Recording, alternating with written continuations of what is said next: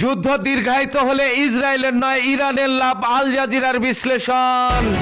Saudi আরবের সবচেয়ে বড় তেল শোধনাগারে ক্ষেপণাস্ত্র হামলা চালালো ইরান। দীর্ঘমেয়াদী যুদ্ধের সক্ষমতা রয়েছে, সবচেয়ে উন্নত অস্ত্র এখনো বাকি বলল ইরান। হরমুজ প্রণালী পুরোপুরি আইআরজিসির নিয়ন্ত্রণে বলল ইরান।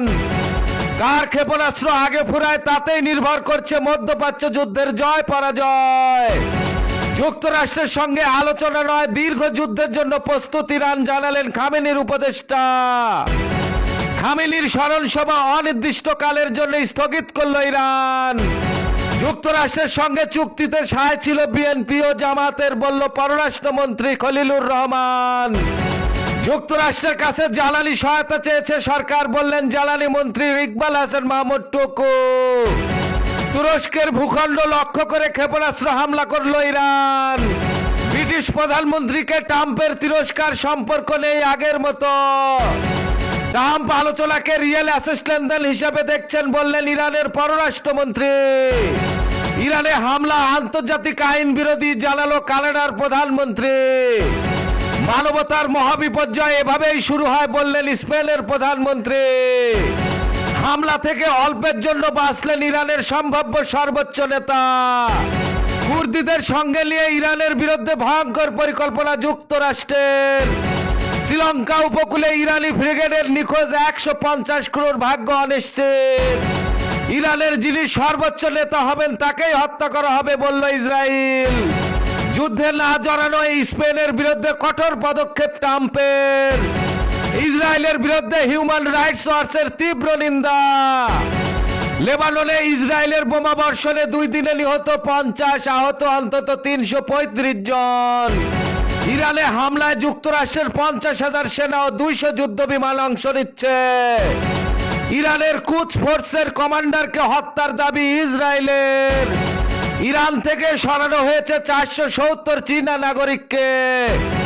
তেহরানে নতুন করে হামলা শুরু করেছে ইসরায়েল।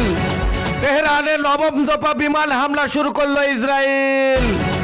ইরানের বিরুদ্ধে যুদ্ধে নামছে আরেক মুসলিম দেশ, সংযুক্ত আরব আমিরাত। আইআরজিসির দাবি যুক্তরাষ্ট্রের 650 সেনা হতাহত, পিছু হটেছে বিমানবাহী রণতরী। ইরানে নিহতের সংখ্যা বেড়ে 1045 জন। সারা দেশে বৃক্ষরোপণ জোরদারের নির্দেশ প্রধানমন্ত্রীর। প্রধান উপদেষ্টার দায়িত্ব ছাড়ার পর নতুন কর্মক্ষেত্রে ডক্টর মোহাম্মদ ইউনূস। চাঁদাবাজ ও অস্ত্রধারীদের তালিকা করে শীঘ্রই সারা দেশে অভিযান, বলল স্বরাষ্ট্রমন্ত্রী। সড়কে অবৈধ দখল উচ্ছেদে ব্যবস্থা নেওয়া হবে, বললেন ইশরাক হোসেন। রাষ্ট্রকে প্রাতিষ্ঠানিক কাঠামোতে দাঁড় করাতে চাই, বললেন তথ্যমন্ত্রী। কোরআনের শিক্ষা বিস্তারে গুরুত্বপূর্ণ ভূমিকা রাখছে কওমি মাদ্রাসা, বলল ধর্মমন্ত্রী। জিয়াউর রহমান ও খালেদা জিয়ার সমাধিতে চিফ হুইপ সহ হুইপদের শ্রদ্ধা নিবেদন। শরীয়তপুরে খাদেম হত্যার ঘটনায় সুরেশ্বর দরবার শরীফের পীর অস্ত্র সহ গ্রেপ্তার। লোহজঙ্গে চুরির অভিযোগে গণপিটুনিতে নিহত 2, গ্রেপ্তার 3। এবার ময়লার বিল বেঁধে দিল ঢাকা দক্ষিণ সিটি কর্পোরেশন। ধামরায়ে অবৈধ 5 ইটভাটাকে 24 লাখ টাকা জরিমানা। ইকরার মৃত্যুর বিচার দাবিতে এফডিসিতে আলভিও তিথিকে বয়কটের ডাক। ব্রাহ্মণবাড়িয়ার নাসিরনগরে তুমুল সংঘর্ষ, আহত অর্ধ শতাধিক।